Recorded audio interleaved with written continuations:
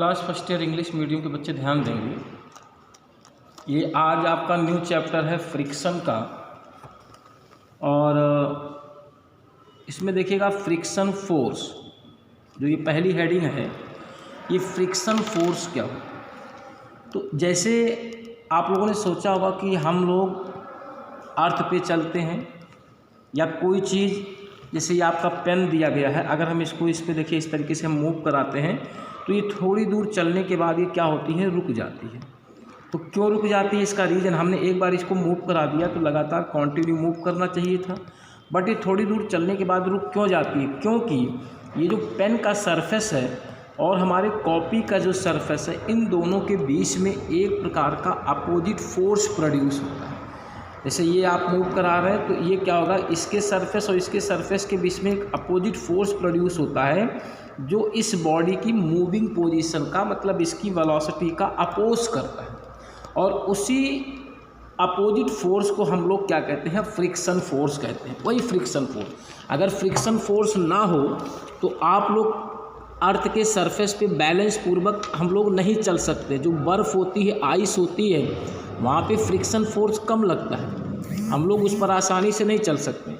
तो ये वस्तु है, ऑब्जेक्ट है, ये किसी सरफेस पे आपका मूव कर रही है, सपोज दैट ये आगे की ओर मूव कर रही है, तो दोनों सरफेस के बीच में एक प्रकार का अपोजिट फोर्स प्रोड्यूस होता है, और इस अपोजिट फोर्स का काम क्या होता है, ये बॉडी की मूविंग पोजीशन का ये अपोज करती है, आगे बढ़ने से रोकती है।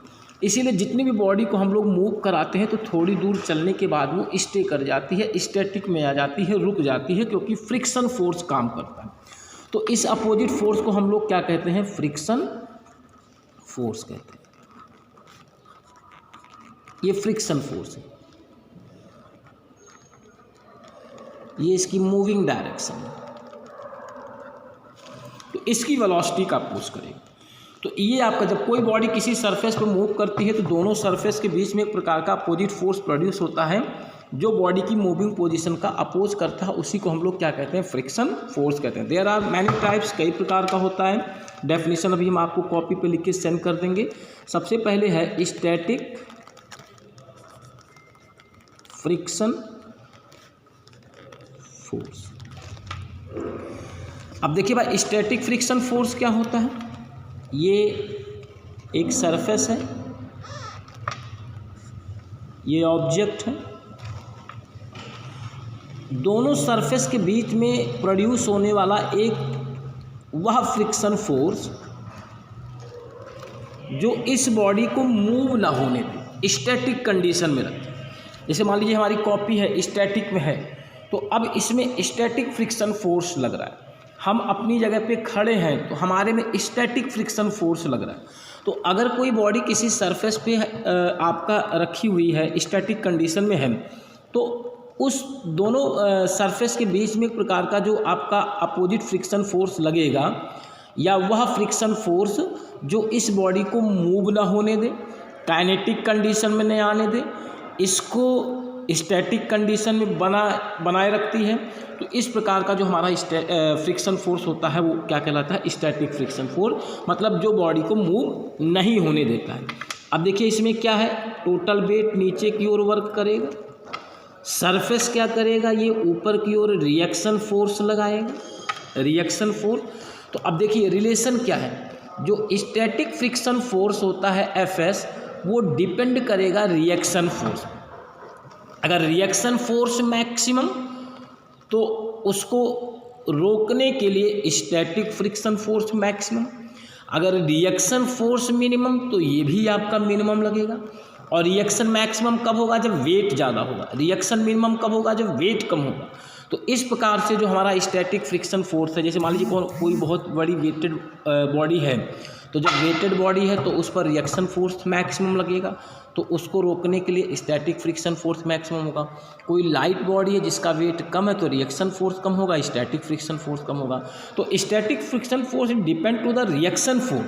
हमने क्या किया, इस सिंबल को हटाएंगे, यहाँ पर म्यू एस कांस्टेंट से मल्टीप्लाई करेंगे, और म्यू एस क्या है यहाँ पर, म्यू एस ये हमारा है coefficient of static friction, coefficient of static friction Fs equal to mu s r. ये हमको स्टैटिक फ्रिक्शन फोर्स का फार्मूला भी मिल गया। अब बात करते हैं नेक्स्ट की kinetic friction force. Kinetic friction, अब देखिए काइनेटिक फ्रिक्शन फोर्स क्या होगा, ये सरफेस है, ये ऑब्जेक्ट है, ये आगे की ओर मूव कर रही है, इसका टोटल वेट कहाँ लग रहा है, नीचे की ओर लग रहा है। रिएक्शन फोर्स कहाँ काम करेगा, ऊपर की ओर लग रहा है। तो ऐसा फ्रिक्शन फोर्स जो बॉडी की वेलोसिटी का अपोज करता हो। साइकिल चलाते हैं हम लोग, पैदल चलते हैं, बॉल है, फुटबॉल है, ट्रेन है, बस है, कार है, सब मूव करती हैं। तो उनमें जो फ्रिक्शन फोर्स प्रोड्यूस होगा वो उसकी वेलोसिटी का अपोज करेगा, उसे हम लोग कहते हैं काइनेटिक फ्रिक्शन फोर्स कहते हैं। और जो काइनेटिक फ्रिक्शन फोर्स होता है एफ के, ये भी आपका रिएक्शन फोर्स के डायरेक्टली प्रोपोर्शनल। सो एफ के इक्वल टू आपका क्या हो जाएगा, म्यू के कांस्टेंट से मल्टीप्लाई कर देंगे तो ये आपका रिलेशन आ जाएगा। तो म्यू के इक्वल टू क्या हो जाएगा, यहाँ से म्यू के कोफिशिएंट ऑफ काइनेटिक फ्रिक्शन। तो इस तरीके से ये आपका फ्रिक्शन है, ये स्टैटिक फ्रिक्शन हुआ और ये आपका काइनेटिक फ्रिक्शन, ठीक है ना। तो इतना आगे इसकी हम थ्योरी लिख करके आपके कॉपी पे हम सेंड कर दे रहे हैं और जूम क्लास आपकी कल होगी।